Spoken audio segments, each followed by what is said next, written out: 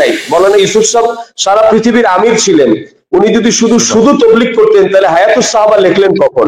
তাহলে মুনতাকাব হাদিসের মতো এত বড় কিতাব লিখলেন কখন? যে হাদিস যেই কিতাব আমরা দেখতেছি মৌলানা সাদ সাহেব উর্দু তরতিব করছেন, আমাদের মৌলানা জুবাইর সাহেব ওবায়দুল হক সাহেব তরজমা করছেন, এই কিতাবের মূল লেখক তো মৌলানা ইউসুফ সাহেব। তো একজন আলেম যদি শুধু তবলিগই করবে তো মৌলানা ইউসুফ সাহেব হায়াতুস সাহাবা লিখলেন কখন? তো একজন আলেম, যোগ্য আলেম, উনি কিতাব লিখবেন, উনি বয়ান করবেন, উনি ফতোয়া লিখবেন, উনি খুতবা দিবেন, উনি বাইতুল্লাহ শরীফের ইমামতি করবেন, ইলমি সমস্ত খেদমত আঞ্জাম দেওয়ার পরে পাশাপাশি উনি দাওয়াতের মেহনতের মধ্যেও ওনার এই জায়গা থেকে সারা পৃথিবীর তাকাজাকে নিয়ে উনি এই তাকাজার উপরে সারা পৃথিবীতে তবলিগের মেহনতের মধ্যে শিরকত করবেন। ভাই এটা নবী ওয়ালা কাম, হাম ভি হ্যায় তোমারে সাথ, বাস ইতনা হি বহুত কাম হো যায়গে ইনশাআল্লাহ। ইউনুস পালনপুরি সাহেবের কাছে আমি একদম এই আয়াতের ব্যাখ্যা তাফসীরের মধ্যে সরাসরি আমার ক্লাসের থেকে আমি বলতে পারি, আমার মনে আছে যে ক্লাসের থেকে যে হযরত বলছি ওয়ায়ু আল্লিমুহুমুল কিতাব ওয়াল হিকমার তাফসীর বা ওয়াল হিকমার মুরাদ হলো সুন্নাতে রাসূল সাল্লাল্লাহু আলাইহি ওয়াসাল্লাম।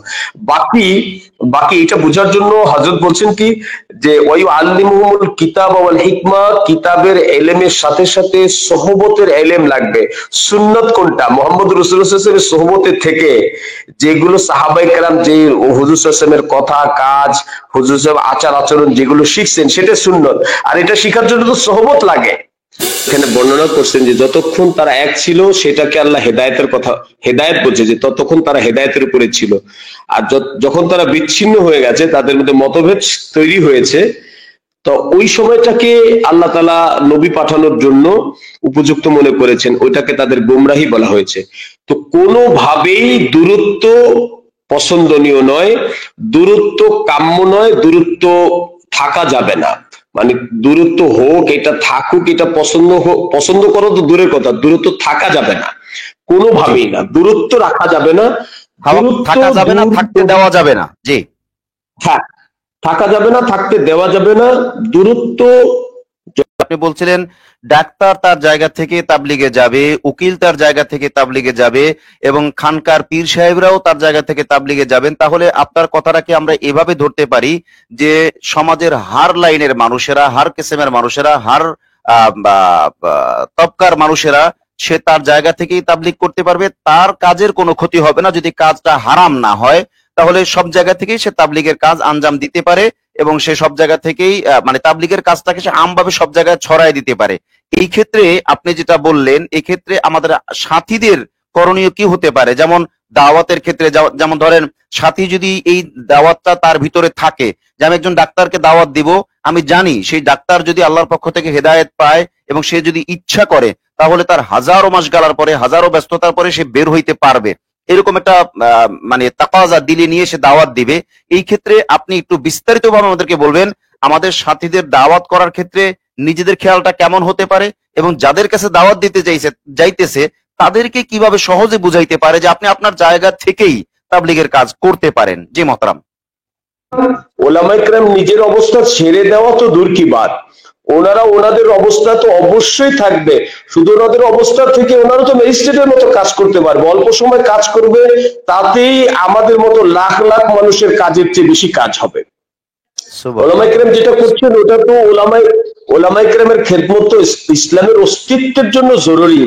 আজ আমরা যে আমাদের নিজেদেরকে হক প্রমাণ করার জন্য যে সমস্ত দলিল দেই, সেটা তো ওলামায়ে কেরামের কোরবানি আর মেহনতের মুজাহাদার ফলেই ওই দলিলগুলো আমাদের কাছ পর্যন্ত পৌঁছেছে। সুতরাং ওলামায়ে কেরামের নিজস্ব যে কাজ, সমস্ত খেদমত আঞ্জাম দিবে, আর আমরা সাধারণ মানুষ যারা আছি তাদের সমস্ত জরুরিয়াতের বিষয়ে তাদের খেদমতের সমস্ত আঞ্জাম দেওয়ার পরে ওখান থেকে তারা যখন কিছু সময়ের জন্য তবলিগের মধ্যে সময় দিবে, তো সারা পৃথিবীতে হেদায়েত আম হয়ে যাবে। কারণ হযরত ইলিয়াস সাহেব রাহমাতুল্লাহ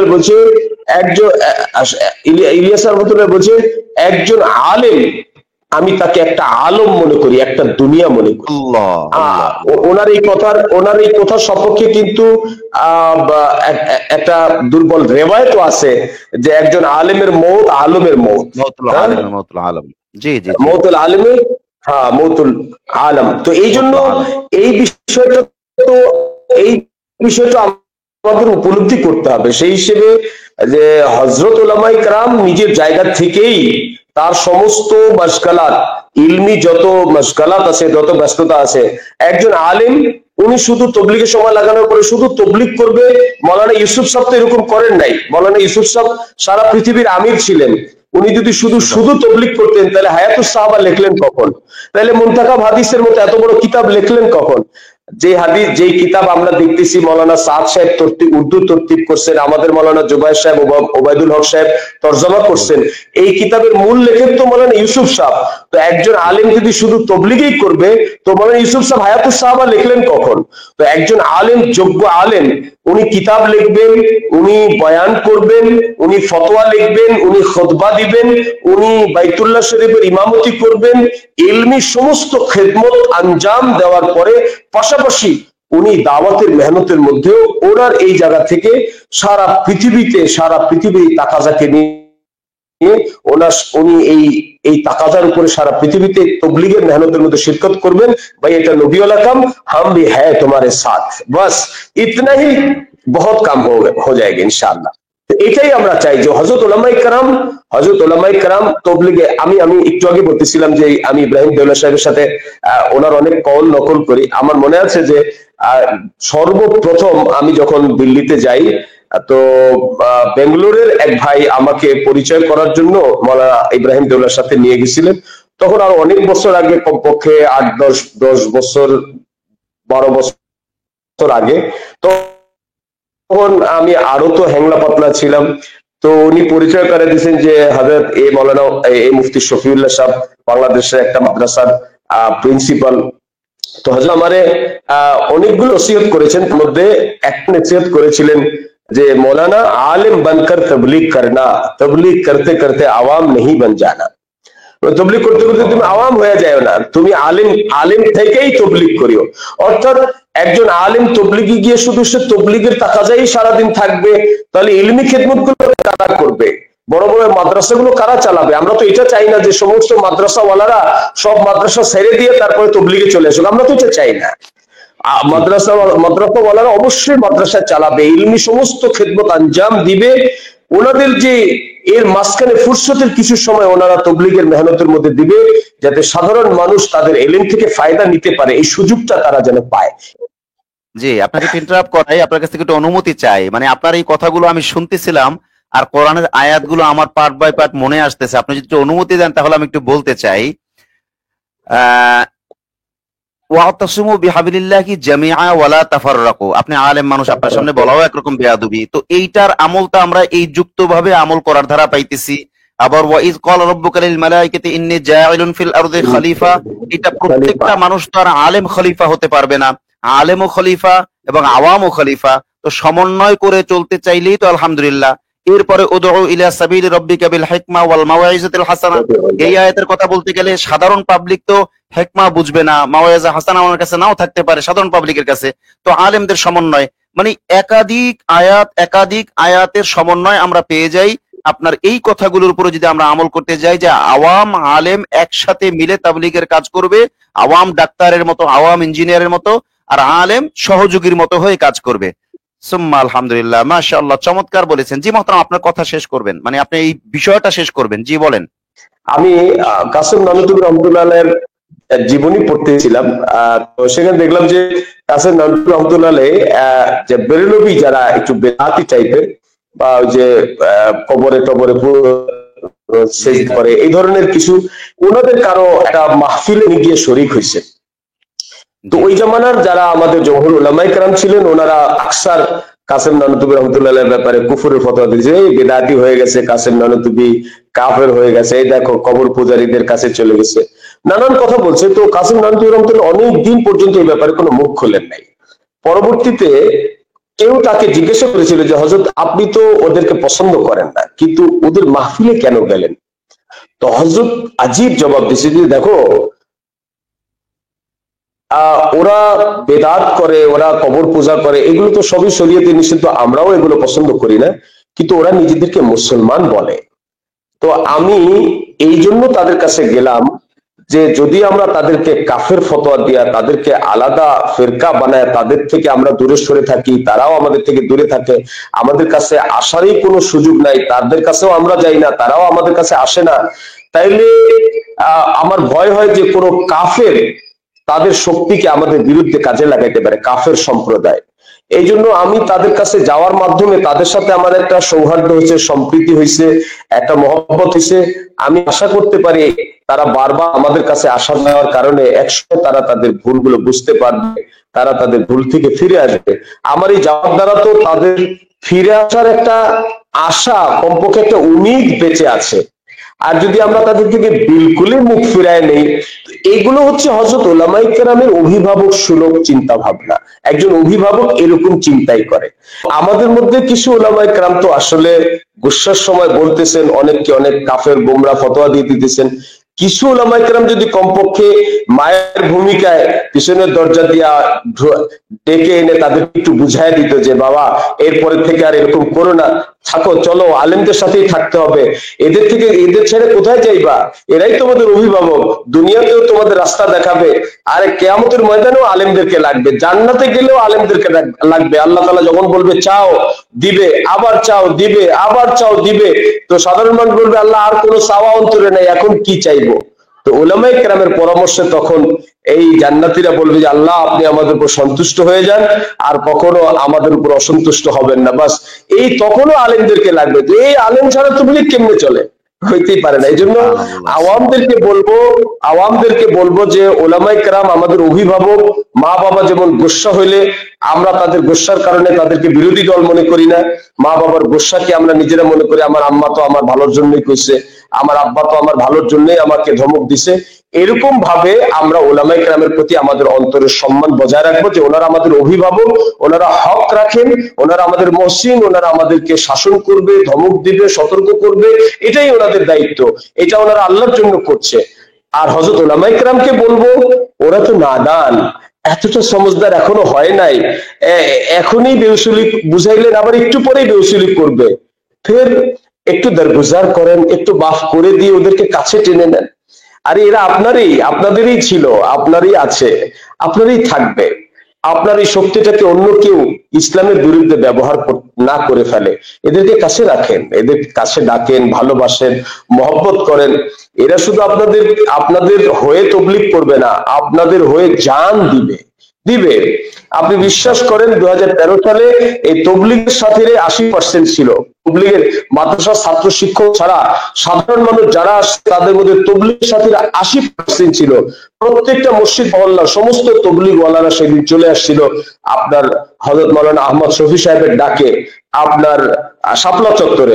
তো এই জন্য বললাম যে এই মজমাটা আপনাদেরই ছিল, আপনাদের হয়ে এরা শুধু তবলিগ করবে না, আপনাদের হয়ে আপনাদের বক্তব্যে, আপনাদের কথায় তারা জানও দিবে ইনশাআল্লাহ, ইনশাআল্লাহ। এবং সেই দিন খতম হয়ে যায়নি, আমরা এই ব্যাপারে এখনো উম্মীদ রাখি।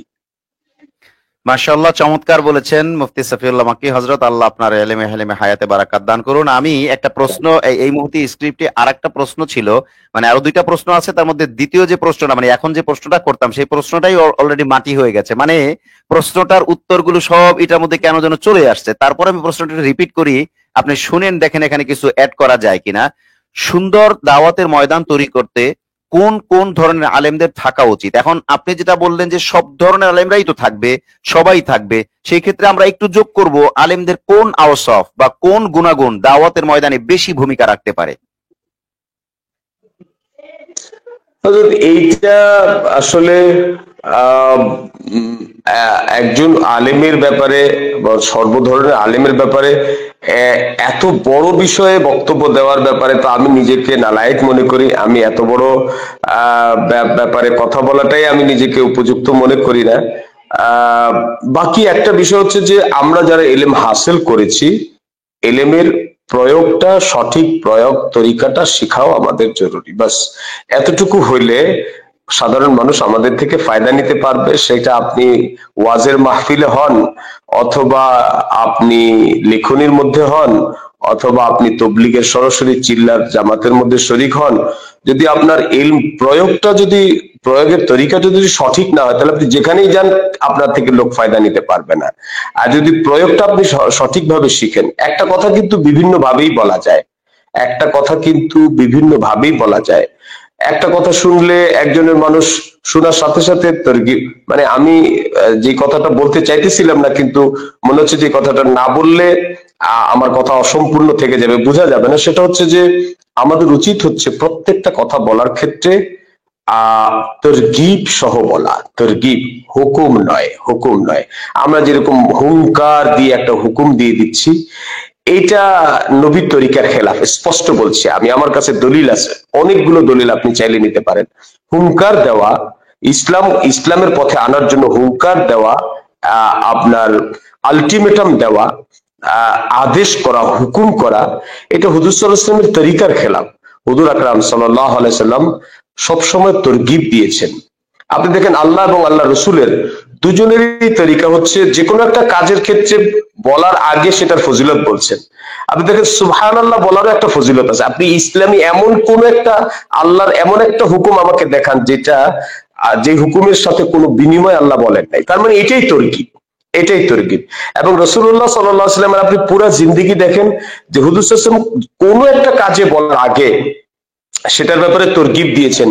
এমনকি যুদ্ধের ময়দানে, উহুদের ময়দানে রাসূলুল্লাহ সাল্লাল্লাহু আলাইহি ওয়াসাল্লাম, রাসূলুল্লাহ সাল্লাল্লাহু আলাইহি ওয়াসাল্লাম যখন চতুর্দিক থেকে কাফেরদের বেষ্টনীর মধ্যে পড়ে গেছেন, কাফেররা বেষ্টন করে নিয়েছে, যে কোনো সময় একটা তীর, একটা বর্ষা প্রাণনাশের কারণ হতে পারে, এমন একটা মুহূর্ত, তখন আমরা হলে কি করতাম? হাহুশাস করতো, এই আবু বকর, এই ওমর, কোথায় গেলা তোমরা? এদেরকে ছত্রভঙ্গ করো, দেখো না কি অবস্থা। মানে আমাদের এখন কি, আমরা যেভাবে আমাদের পরিচালনার স্টাইল গুলো আমরা যা দেখতেছি, মনে হচ্ছে যে না এরকমই একটা কিছু করতেন। কিন্তু রাসূলুল্লাহ সাল্লাল্লাহু আলাইহি ওয়াসাল্লাম ওরকম যুদ্ধের ময়দানে যখন প্রাণ নাশের হুমকি আছে, সেই মুহূর্তেও একটা কথা বলতেছেন তরগিবের সাথে, ফজিলত সহ, হচ্ছে কে আছে এমন এই লোকদেরকে ছত্রভঙ্গ করবে আর জান্নাতে আমার সাথী হবে, ফজিলতটা সহ। এটা শোনার পরে একজন অস্থির হয়ে গেলেন, এত বড় ফজিলত, তিনি নাঙ্গা তরবারি নিয়ে কাফেরদের ভিড়ের মধ্যে ঢুকে গেলেন, কাফেরদের ভিড়ের মধ্যে ঢুকে গেলেন, কয়েকজনকে কতল করলেন, ছত্রভঙ্গ করে দিলেন। হুজুর সাল্লাল্লাহু আলাইহি ওয়াসাল্লাম তাকে জান্নাতের খোঁজখবর দিয়ে দিলেন। উনি তখন আর স্থির থাকতে পারলেন না, তখন এই ডাঙ্গা তরবারি নিয়ে আবার কাফেরদের ভিড়ের মধ্যে ঢুকলেন, যতক্ষণ না শহীদ হইলেন ততক্ষণ লড়াই করতে থাকলেন। আমার এখানে ঘটনাটা বলা উদ্দেশ্য ছিল না, মূল উদ্দেশ্য ছিল যে হুজুর সাল্লাল্লাহু আলাইহি সাল্লাম যুদ্ধের ময়দানে যেখানে প্রাণ চলে যেতে পারে সেখানেও তরগিব দিয়েছেন। কিন্তু আমরা কেমন যেন একটু শাসক স্টাইলে আমরা আমাদের এলিম প্রয়োগ করতে চাই। এটা মানুষের ফিতরত না, মানুষ এটা নিতে চায় না। উভার পয়দা করতে হবে। আপনি কোনো কিছু জমিনে আগে বীজ দেওয়ার আগে আপনার জমিনটাকে আগে তৈরি করতে হবে। আপনি কাউকে আপনার কোনো কথা মানাইতে হইলে আগে আপনি তার অন্তরকে সেই কথাটা মানার জন্য আগে তৈরি করতে হবে, আপনাকে এরপরে আপনার কথাটা, আপনার বক্তব্যটা দিতে হবে, তাহলে সে সহসা মেনে নিবে। আপনি একজনকে গিয়ে ডিরেক্ট একটা কথা বলে দিলেন, যেটা আমাদের সাধারণ স্বভাব। এগুলো আমাদের একটু শিখতে হবে। আমাদের যারা দায়ী ইলাল্লাহ বড় বড় যারা আছেন, ওনাদের সোহবত থেকে আসলে শিখতে হয়। এলেমের কিছু একটা বিষয় আছে, যেমন আপনি প্রথমে যেই আয়াতের আলোচনা আমরা করতেছিলাম যে রব্বানা ওয়াবা'আসিহিম রাসূলাম মিনহুম ইয়াতলু আলাইহিম আয়াতি ওয়া ইউআল্লিমুহুমুল কিতাবা ওয়াল হিকমা ওয়া ইউযাক্কিহিম। এখানে দেখেন আল্লাহ তাআলা তিনটা কথা বলছে, দাওয়াত, তালিম, তাজকিয়া। এবং এখানে দাওয়াতের জন্য বলছে ইয়াতলু আলাইহিম আয়াতি, কোরআন তেলাওয়াতের কথা বলছে, যেটাকে এখানে মুফাসসিরগণ দাওয়াত হিসেবে নিয়েছেন, কিন্তু জুমলাটা কিন্তু তিলাওয়াত। তো আরবদের তিলাওয়াতে কিন্তু আমাদের দাওয়াত, আবার ঠিক না। তো এখানে ইয়াতলু বলছেন, কিন্তু এটা মুফাসসিরগণ এটাকে দাওয়াত হিসেবে নিয়েছেন। আচ্ছা, ওয়া ইউআল্লিমুহুমুল কিতাব, ইলমের জন্য এইটুক বললেই তো যথেষ্ট ছিল। হ্যাঁ, ওয়া ইউআল্লিমুহুমুল কিতাব এইটুক বললেই তো যথেষ্ট ছিল। কিন্তু না, ইউনুস পালনপুরি সাহেবের কাছে আমি একদম এই আয়াতের ব্যাখ্যা তাফসীরের মধ্যে সরাসরি আমার ক্লাসের থেকে আমি বলতে পারি, আমার মনে আছে যে ক্লাসের থেকে, যে হযরত বলছে ওয়া ইউআল্লিমুহুমুল কিতাব ওয়াল হিকমা, ওয়াল হিকমার তাফসীর বা ওয়াল হিকমার মুরাদ হলো সুন্নাহ, সুন্নাতে রাসূল সাল্লাল্লাহু আলাইহি ওয়াসাল্লাম। বাকি বাকি এটা বোঝার জন্য হযরত বলছেন কি যে ওয়ায়ু আল্লিমুহুমুল কিতাব ওয়াল হিকমা, কিতাবের এলেমের সাথে সাথে সোহবতের এলেম লাগবে। সুন্নত কোনটা? মুহাম্মদ রাসূলুল্লাহ সাল্লাল্লাহু আলাইহি ওয়াসাল্লামের সোহবতের থেকে যেগুলো সাহাবায়ে কেরাম যে হুজুর সাল্লাল্লাহু আলাইহি ওয়াসাল্লামের কথা কাজ, হুজুর সাহেব আচার আচরণ যেগুলো শিখছেন সেটা সুন্নত। আর এটা শেখার জন্য তো সোহবত লাগে, সোহবত থেকে এটা শিখেছেন। এই জন্য ইলম পূর্ণাঙ্গ হবে কিতাবের ইলম হাসিল করার পরে আহলে ইলমদের সোহবতে থেকে যে ইলমটা অর্জন করতে হয়। তো ওই জন্য এইটা যদি না হয় তাহলে কি হবে, আমরা কিছু কিতাব পড়ে নেওয়ার পরে প্রায়োগিক তরিকাটা আমরা না জানার কারণে কি হচ্ছে, এই ইলমেই এমন ভাবে প্রয়োগ করতেছি যেটার দ্বারা লোক হেদায়েত হওয়ার কথা ছিল, সেটা সেই কথা দ্বারা লোকদের মধ্যে ফিতনা তৈরি হয়ে যেতেছে। প্রায়োগিক ইলমটা অত্যন্ত জরুরি। আপনি দেখবেন যে ডাক্তার আলেমরা কিন্তু রুহের ডাক্তার। আপনি মেডিকেল কলেজে দেখবেন একটা লোক 20 বছর 22 বছর পরে, মেডিকেলে 4 বছর পড়ার পরে যখন সে এমবিবিএস হয়ে গেছে, তাকে কিন্তু ডাক্তারি করার পারমিশন দেওয়া হয় না। একজন পুরাতন প্রফেসর অভিজ্ঞ ডাক্তারের সাথে তাকে কমপক্ষে 1 বছর ইন্টার্নি করতে হয়। ইন্টার্নিতে সে পাশে থেকে এতদিন থেকে শিখছে, সে পাশ করছে, ফার্স্ট ক্লাস পাইছে, কিন্তু প্র্যাকটিক্যালি সে কোনো একজন ডাক্তারের সোহবতে থেকে কোন রোগীর কোন প্রেক্ষাপটে কোন অবস্থায় কেমন প্রেসক্রিপশন করেন, কাকে কোন লেভেলের ট্যাবলেট দেন, কাকে ইনজেকশন দেন, আর কার খানা বন্ধ করে দেন, কার খানায় কি অ্যাড করেন, কি বাদ দেন, আবার কাকে সার্জারি করার কথা বলেন, এইগুলো কাছে থেকে থেকে আপনি দেখবেন যে এই মেডিকেল কলেজগুলোতে গেলে দেখবেন বড় ডাক্তার আসলে পিছনে আরো 10-15টা ডাক্তার তার পিছু পিছু ঘুরতেছে।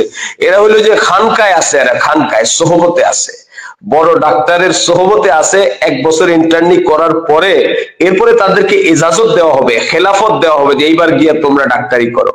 তো এখন আমাদের জামানা বড় হওয়ার কারণে, মানে জামানা ও নবীর থেকে অনেক দূরে হয়ে যাওয়ার কারণে, আর মাদ্রাসায় উলামায়ে কেরাম পড়াশোনার সংখ্যা অনেক বেশি হওয়ার কারণে দেখা যাচ্ছে মাত্র অল্প কিছু লোক ফারেগ হওয়ার পরে অভিজ্ঞ মাশায়েখদের সোহবতে ইন্টার্নি করতেছে। যারা ইন্টার্নি করে করে এলেমের খেদমতে আছে তারা সবাই ঠিক আছে। কিছু কিছু আমাদের ভাইয়েরা পড়াশোনার পাশাপাশি কোন মাশায়েখের সোহবত না উঠায়া, ইন্টার্নি না করেই যারা এলেমের প্রয়োগের ময়দানে চলে আসছে, তাদের কাছে তারা আমাদের মেহনতের মধ্যে বিব্রতকর পরিস্থিতি সৃষ্টি করতেছে। তাদের কথাবার্তা শুনেই বোঝা যায় যে তারা কোনো ইন্টার্নি করে না, ইন্টার্নি ছাড়া ডাক্তার। আমি আশা করব যে সমস্ত কওমি মাদ্রাসায় ইহতিমামের সাথে যারা বিশেষ করে ফারেগিন ছাত্র, তাদেরকে যেন প্রথম বছরের শুরু থেকে তরগিব দেওয়া হয় যে বাবা, প্রত্যেক মাদ্রাসায় কোনো না কোনো মাশায়েখ থাকে যার সিলসিলা, রুহানি সিলসিলা হুজুর আকরাম সাল্লাল্লাহু আলাইহি সাল্লাম পর্যন্ত প্রতিষ্ঠিত। ওনাদের সোহবতের জন্য যেন 1 বছরের তশকিল করা হয়। যেমন 1 বছরে আমরা তবলিগে লাগাই, 1 বছর পাশাপাশি আমাদেরকে কোন মাশায়েখের খানকায়, কোন মাশায়েখের সোহবতে শুধু নিজের ইসলাহের জন্য প্রায়োগিক ইসলামের প্রয়োগের তরিকা শিখতে হবে। কেউ যদি মনে করি যে আমি তো 1 বছর তাখাসুস করেছি, তা আমি বলবো যে আপনি এটা ভালো করে মনে রাখেন যে আল্লাহ তাআলা কোরআনে কারিমে কোনো অপ্রয়োজনীয় বিষয়ের আলোচনা করেন নাই। একটা মানুষ দিন থেকে গাফেল, একটা মানুষ দিন থেকে দূরে, তাকে দ্বীনের রাস্তায় আনার জন্য প্রথম হুকুম হলো দাওয়াত। ইয়াতলু আলাইহিম আয়াতি, আল্লাহর আয়াত শুনে হকের দিকে দাওয়াত দিবে। এই লোকটা হক পথে চলতে চায়, এখন নামাজ পড়ে, রোজা রাখে, হক পথে চলতে চায়। তখন যদি তাকে আপনি হালাল হারাম, পাক না পাক, জায়েজ না জায়েজ, মাসলা মাসাইল না শিখান, তাইলে সে চলতে চাইও চলতে পারবে না। এই জন্য দ্বিতীয় জুমলাটা হচ্ছে ওয়ায়ু আল্লিমুহুমুল কিতাব ওয়াল হিকমা। দ্বীনের রাস্তায় চলতে চাওয়ার পরেও যদি ইলম না শিখে, তাহলে সে পরিপূর্ণভাবে দ্বীনের রাস্তায় চলতে পারবে না। এখন সে দ্বীনের রাস্তায় চলতে যে ইলমও শিখে ফেলছে, যদি মনে করেন ভাই দাওয়াতের ময়দানে আর ইলমের ময়দানে যথেষ্ট ইসলাহ আছে, আর কোনো ইসলাহ দরকার নাই, তাহলে আমি ভাববো যে আপনি আল্লাহ তাআলার চেয়ে নিজেকে বেশি পণ্ডিত মনে করছেন। যে আল্লাহ তাআলা আয়াতে ইয়াতলু আলাইহিম আয়াতি বলছে, এরপরে ওই আল্লিমুহুমুল কিতাব ওয়াল হিকমা বলছে, ওই আয়াতেই আল্লাহও জানেন দাওয়াতের মধ্যে ইসলাহ আছে। এই লোকটা দাওয়াতের কারণে আগে সুদ করছিল, সুদ ছেড়ে দিছে, ঘুষ করছিল, ঘুষ ছেড়ে দিছে, বেনামাজি ছিল, নামাজি হয়েছে, মসজিদে আসছে। কিন্তু ইলম হাসিল না করলে সে নাপাক থেকে বাঁচতে পারবে না, নাজায়েজ থেকে বাঁচতে পারবে না। এরপরে আবার ইলমের মধ্যেও ইসলাহ আছে, দাওয়াতের মধ্যে ইসলাহ আছে, এরপরেও আল্লাহ তাআলা আবার মুস্তাকিল ভাবে ইসলাহের জন্য বলছে ওয়ায়ুযাক্কিহিম। কেন? টুপি আছে, দাড়ি আছে, এরপরও হিংসা,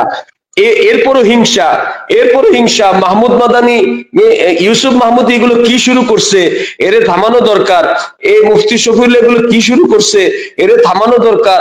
কই কি করছে, এই যে ব্যাপার, এই যে একটু হিংসা, এই যে একটু পরশ্রী কাতরতা, এই আমাদের এই আমরাজে বাতিনির জন্য জুমলার শেষ অংশে আল্লাহ বলছে ওয়ায়ুযাক্কিহিম, আল্লাহর নবী আপনি ওদের অন্তরগুলো ধুইয়ে দিবেন। ধোয়ার তরিকা এটা বলতে তো অনেক সময় লাগবে। এই জন্য এই তিনোটা কাজ ইহতেমামের সাথে করতে হবে। তিনোটা কাজ যদি ইহতেমামের সাথে হয়, তাহলে ইনশাআল্লাহ আমাদের হযরত উলামায়ে কেরাম তার মেহনতের দ্বারা, সে মেহনতের ময়দান যেইটাকে বানাক, সেখান থেকেই উম্মত খুব ফায়দা নিতে পারবে। কিন্তু এই তিনটা কাজ যদি সে মানে মুস্তাকিল ভাবে না শিখে, অর্থাৎ ওয়ায়ুযাক্কিহিমটা হচ্ছে ইলমের প্রয়োগের তরিকাটা তাকে শিখাবে। যদি সেটা না শিখে, তো তার মেহনতের ময়দান যেখানেই হবে সে সেখানে ফিতনা করবে। আল্লাহ আমাদের বুঝদান করেন। মাশাআল্লাহ, মাশাআল্লাহ, চমৎকার বলেছেন। আজকে এত ইলমি আলোচনা হবে, এত অন্তর পাকের কথা হবে, আসলে আমি অতটা খেয়ালও করিনি। আলহামদুলিল্লাহ, আমি মন ভরে শুনতেছিলাম। আজকে আর সামনে যাব না, শুধু একটা প্রশ্ন করব, সেটা অনেক দর্শকদের আবেদনে। প্রশ্নটা আপনার কাছে বিব্রতকর হলে আপনি উত্তর দিতেও পারেন, নাও দিতে পারেন। সেটা হলো, আপনি আলেমদের ফজিলত, আলেমদের সাথে কানেক্টিভিটি, আলেমদের দাওয়াতের ফায়দা, বিভিন্ন বিষয় আপনি বলছিলেন। এর থেকে একটা বিষয় দাঁড়ায়, মানে আগে পরে মিল করে, যে আলমী সুরার আলেমরা যে কারণে নিজামুদ্দিনের আলেমদের সাথে দূরত্ব বজায় রাখতেছেন, এই দূরত্ব বজায় রাখাটাকে আপনি কি যৌক্তিক মনে করেন কিনা? আর যদি যৌক্তিক মনে করেন বা না করেন, তাহলে এটাকে দূর করার কি কারণ আছে? মানে ওনারা যদি ভুল করে থাকেন, তারপর এটাকে দূর করা দরকার উম্মার এক হওয়ার জন্য। যদি ওনারা ঠিক করে থাকেন, তাহলেও এটা দূর করা দরকার উম্মাকে এক করার জন্য। তাহলে প্রথমেই প্রশ্ন থাকবে যে ওনারা যে দূরত্ব বজায় রাখতেছেন, এইটা ঠিক কিনা, আর এটাকে দূর করার উপায় কি? আপনি আপনার মতো করে স্বাচ্ছন্দ্যবোধে উত্তর দিলে আমরা খুশি হব ইনশাআল্লাহ। হযরত, আমিও সংক্ষেপ করব, কারণ আমার আম্মা এই মুহূর্তে আমার অবশ্যই, কাছে অবশ্যই। দুইবার খবর আসছে যে আম্মা অসুস্থ, একটু যেতে হবে। জি, তা আপনি জি। এমন গুরুত্বপূর্ণ একটা কথা বলছেন যে একদম কিছু না বলে যেতে পারছি না। সেটা হচ্ছে যে দূরত্ব, এইটা তো আপনি সূরা বাকারায় যদি আপনি 250 দিকে যান, তো দেখবেন যে নূহ আলাইহিস সালামের ঘটনা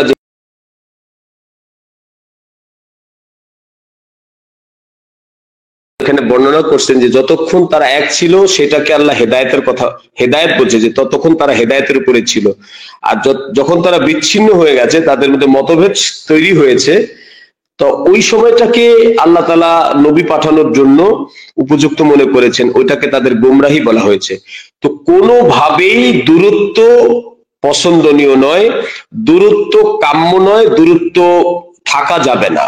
মানে দূরত্ব হোক, এটা থাকুক, এটা পছন্দ করো তো দূরের কথা, দূরত্ব থাকা যাবে না, জি, কোনোভাবেই না। দূরত্ব রাখা যাবে না, দূরত্ব থাকা যাবে না, থাকতে দূর, দেওয়া যাবে না। জি, হ্যাঁ, থাকা যাবে না, থাকতে দেওয়া যাবে না। দূরত্ব, যখন কোন একটা ফিতনা হয়, তখন কোনো না কোনো কারণে কিছু ভুল ইনফরমেশন পৌঁছে যায়, যার কারণে দূরত্বটা তৈরি হয়।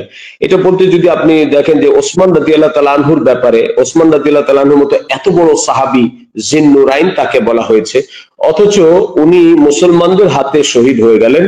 ওনার ব্যাপারে আফওয়া ছিল, ওনার ব্যাপারে মানে কি বদনাম ছিল যে উনি খেলাফতের জন্য উপযুক্ত না, বা উনি এখানে স্বজনপ্রীতি করেন, এই ধরনের। আপনি জানেন, যেহেতু আলেম, আমি সংক্ষেপে বলছি যে এগুলো কিন্তু পরবর্তীতে সবার কাছে পরিষ্কার হয়েছে যে যেগুলো বলা হচ্ছে, এগুলো বলা হয়েছে, সেগুলো আসলে সঠিক ছিল না, ভুল ছিল। কিন্তু এই ভুল তথ্যের উপরে এক জনগণের একটা অংশ এই পরিমাণ উত্তেজিত হয়েছেন যে হুজুর সাল্লাল্লাহু আলাইহি ওয়াসাল্লামের দুই মেয়ে, যাকে হুজুর সাল্লাল্লাহু আলাইহি ওয়াসাল্লাম দিয়েছেন, যাকে নবী বলছেন জিন্নুরাইন, তাকেও মুসলমানরা হত্যা করেছে, শহীদ করেছে। এবং হযরত হুসাইন রাদিয়াল্লাহু তাআলা আনহুর জামানাটাও কিন্তু একই হয়েছে। ওনার ব্যাপারে আফওয়া এমন তৈরি হয়েছে, তখনও নবীজির বিবিরা জীবিত আছে, অথচ মুসলমান হোসাইন রাদিয়াল্লাহু তাআলা আনহুর বিরুদ্ধে অস্ত্র ধরতেছে। নবীর কলিজার টুকরা, নবীর কলিজার টুকরা মুসলমানদের হাতে কতল হয়ে গেলেন, শহীদ হয়ে গেলেন। এগুলো কিন্তু মিথ্যাচারের দ্বারা হয়, আফওয়ার দ্বারা হয়। তো এই জন্য আমাদের এই দূরত্ব কমানো দরকার। এই কারণ আমাদের ব্যাপারে কিছু আফওয়া ওনাদের কাছে আছে আখলাক টিভির কল্যাণে, যেগুলো আমরা জানতে পাচ্ছি। আবার আমাদের কাছে আপনি যেরকম শুরুতে বলেছিলেন, আমি এখন আপনাকে বলছি, আপনি শত শত কমেন্টস এবং মোবাইল কল আমার কাছে আসে যে হুজুর, এতদিন পর্যন্ত আমরা জানতাম যে নিজামুদ্দিনের সাথে যারা তবলিগ করে তারা আমাদেরকে অর্থাৎ সুরাইপন্থীদেরকে গালিগালাজ করে, তাদেরকে মানে ওনারা যে শব্দ বলছে, আমি এটার দায়িত্ব নিচ্ছি না, ওনারা যেগুলো বলছে আলেম হিসেবে বলছে যে আমাদেরকে নাকি নিজামুদ্দিন ওয়ালারা জাকাতখোর বলে গালি দেয়, এগুলো বলে সেগুলো বলে। কিন্তু আপনাদের বিশেষ করে উনি আমার কথা বলছে যে আপনাকে ফোন দিলাম এই জন্য যে একটু জাযাকাল্লাহ বলার জন্য, হয়তো আপনার সাথে দেখা হবে না, কিন্তু আপনার কথা শুনে হুজুর আমাদের দিল সাফ হয়ে গেছে। আমি তবলিগও করি না, কিন্তু এতদিন যে একটা গোস্বা ছিল যে এরা আলেমদেরকে কেন গালি দেয়, আপনাদের কথা শুনে এটা পরিষ্কার হয়েছে যে আপনারা গালি দেন না। এখন আমি এটা বলবো যে দূরত্ব কোনোভাবেই রাখা যাবে না, দূরত্ব রাখা কোনোভাবেই পছন্দনীয় না। তবে একটা বিষয় হচ্ছে কি, ওই একজন একজন একজন মানে বিচারক লাগবে এমন মিল মহব্বত করার জন্য। আহ আমি কোথায় পড়েছিলাম আমার মনে নাই, মানে মহারাষ্ট্রের, যেহেতু হিন্দুস্তানি অনেক কিতাব আমার পড়া হয়েছে, মহারাষ্ট্রের একজন বড় নেককার লোক ছিলেন, ইনসাফওয়ালাও ছিলেন। ওনার 19টা উট ছিল, 19টা।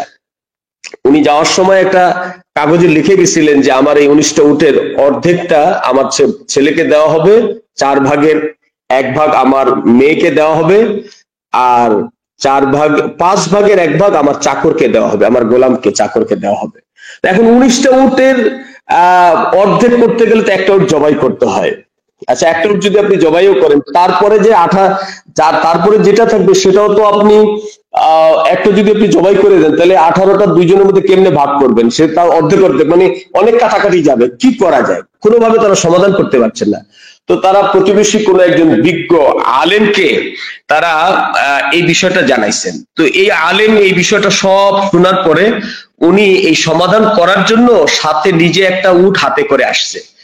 এসে বলছে, একটা কাজ করো, আমার এই উটটা 19 উটের সাথে যোগ করে দিয়ে এইবার ওদের মধ্যে যেভাবে লেখা আছে সেভাবে ভাগ করে দাও। তো 19 উটের সাথে যখন একটা উট যোগ হয়েছে, তখন উট 20 হয়ে গেছে। তো 20-এর অর্ধেক 10 হয়, তো 10টা ছেলেরে দিয়ে দিছে। 4 ভাগের 1 ভাগ 5টা হয়, তো 5টা উট মেয়েরে দিয়ে দিছে। আর 5 ভাগের 1 ভাগ 4টা হয়, তো এই 4টা চাকরে দিয়ে দিছে। তো এই 4, 5 আর ওই 10 মিলে সেই 19 হয়েছে। এই বিচারকের একটা আবার তারটা সে নিজে ফেরত নিয়ে নিছে। এমন একটা উটওয়ালা একজন আলেম আমাদের দেশে লাগবে, যে আমাদের এই 19 উটকে সবার মধ্যে বন্টন করে দিয়ে মশলাগুলো সব হল করতে পারবে। ওনার উট ওনার কাছেই থাকবে, আবার সবাই সবার লিপিবদ্ধ অনুসারে, শর্ত অনুসারে সবাই সবারটা বুঝে পাবে। কোন রকম দূরত্ব রাখার কোনো সুযোগ নাই। আলেমদের কাছেই আমরা আসি, আলেমদের কাছেই ছিলাম। আমরা আলেমদের সাথে থেকে নিজেদেরকে এক মুহূর্তের জন্য আলাদা ভাবি না। আলেমদের সাথেই আমরা থাকতে চাই, আলেমদের সাথে নিয়ে আমরা মেহনত করতেছি, আলেমদের সাথে নিয়ে আমরা মেহনত করব। এই প্রত্যাশা নিয়ে আজকে আমি আপনার কাছে বিদায় নিচ্ছি। আমার আম্মা অসুস্থ, আমি একটু মাশাআল্লাহ মাশাআল্লাহ, জাযাকুমুল্লাহ, অনেক সুন্দর বলেছেন। আমি আর আপনাকে একদম বিরক্ত করব না। এখন শুধু দর্শক শ্রোতাদেরকে বলবো, আমাদের মুফতি সফিউল্লাহ মাক্কি হযরতের জন্য এবং খাস করে আমার জন্য মানে দোয়া চাই। আল্লাহ পাক যেন সকলকে সুস্থ করে দেন এবং সুস্থতার সাথে দাওয়াতি কাজ করার তৌফিক দান করেন। আমি আমার দর্শক শ্রোতাদেরকে সবিনয় আবেদন করব, আখলাক টিভি কোনো উদ্দেশ্য নিয়ে বা কোনো ব্যক্তি ফায়দার জন্য অথবা কোনো জায়গা থেকে কোনো ক্রেডিট পাওয়ার জন্য এইরকম কোনো উদ্দেশ্য নিয়ে আখলাক টিভি নামে নেই। এরপরও আপনারা যত কথা বলবেন আমি সব মেনে নিব। আখলাক টিভি পরিবার আমাদের সাথে যারাই যেভাবে যুক্ত আছেন, আমরা সবাই ইনশাআল্লাহ আপনাদের দিক থেকে যে কোনো রকমের কথা আমরা মেনে নিতে, হজম করতে প্রস্তুত। আমাদের দর্শক শ্রোতাদেরকে আমরা বলবো, আখলাক টিভির পক্ষ হয়ে আপনি কাউকে যদি ব্যাড কমেন্ট করেন অথবা যদি কোনো রকম রুরু কথা বলেন বা যেটা অগ্রহণযোগ্য কোনো অবাঞ্ছিত কমেন্ট করেন, আমরা সেটাকেও সাপোর্ট করবো না। মানে আমাদের পক্ষ হয়ে করলে আমরা সাপোর্ট করবো না। আমরা হক চাই, আমরা দাওয়াতি কাজ চাই, এবং আমরা জানি দুনিয়াতে আমরা আছি অল্প সময়, এবং আমরা কুনতুম খায়রা উম্মাতিন উখরাজাত লিন-নাস, তো আমরা যেহেতু উত্তম জাতি, সেহেতু আমরা মানে এটাকে এখানে মানে ওয়াজের সময় নেই। শুধুমাত্র একটা কথাই আমরা বলবো, দাওয়াতি কাজ সব আমাদের, এই অংশ আমাদের, এই অংশ আমাদের। এবং আখলাক টিভি নিজের খেয়াল থেকে কোনো কাজ করে না। আখলাক টিভি মধ্যম পন্থা, উল্লেখযোগ্য, সকলের কাছেই স্মরণীয় বরণীয় এমন কিছু আলেমদের কিছু নসিহা, কিছু নকশে কদম, কিছু বিষয়কে ফলো করেই আখলাক টিভি চলছে। অতএব আখলাক টিভির কাজকে যাচাই বাছাই করার দায়িত্ব আপনাদের, বাকি আমরা আমাদের ওয়েতে চলছি, আপনারা আমাদেরকে পরামর্শ দিবেন, সহযোগিতা করবেন। সকলকে আবেদন থাকবে, যারা শেষে আসছেন শুরু থেকে আবার শোনার চেষ্টা করবেন। আজকের আলোচনা শুনলে আমি বিশ্বাস করি অনেকের দিক থেকেই অনেক প্রশ্ন মিনিমাইজ হয়ে যাবে, ছোট হয়ে যাবে, ভ্যানিশ হয়ে যাবে, শেষ হয়ে যাবে, আর প্রশ্নই থাকবে না অনেক ব্যাপারই। এবং এভাবে করেই আমরা day by day, step by step, আস্তে আস্তে সবাই কাছে আসতে পারবো, এটা আমার বিশ্বাস। আল্লাহ রাব্বুল আলামিন আমাদের সকলকে কবুল করুন। এবং আজকে যে শিরোনামটা ছিল, দাওয়াতের ময়দানে আলেমদের দূরত্ব কখনোই কাম্য নয়। এই যে দাওয়াতের ময়দানে আলেমদের দূরত্ব কখনোই কাম্য নয়, এটা সফিউল্লাহ মাক্কি হযরত একরকম বলেছেন, মুফতি মুয়াজ বিন নূর ভাই অন্যরকম বলবেন, মুফতি ওসামা ইসলাম সাহেব আরেক রকম বলবেন, মুফতি ইমামউদ্দিন সাহেব আরেক রকম বলবেন, যারাই ওনাদের লাইনে আছেন। আবার যদি আপনি আলমুস শুরার মধ্যে আসেন, আপনি আরো বড় বড় হাস্তি পাবেন, এনাদের উস্তাদদেরকে পাবেন। তো এই একই শিরোনাম, যদি দাওয়াতের ময়দানে আলেমদের দূরত্ব কখনোই কাম্য নয়, এই শিরোনামটা নিয়েই শুধু আপনি বসেন, একটা বাংলা শিরোনাম মাত্র, আপনি হার গোলের রঙে বইয়ার দিগারাস, এক এক ফুলের থেকে এক এক ঘ্রাণ পাবেন। তো আমরা আমাদের এই এলেমগুলোকে কেন কাজে লাগাবো না?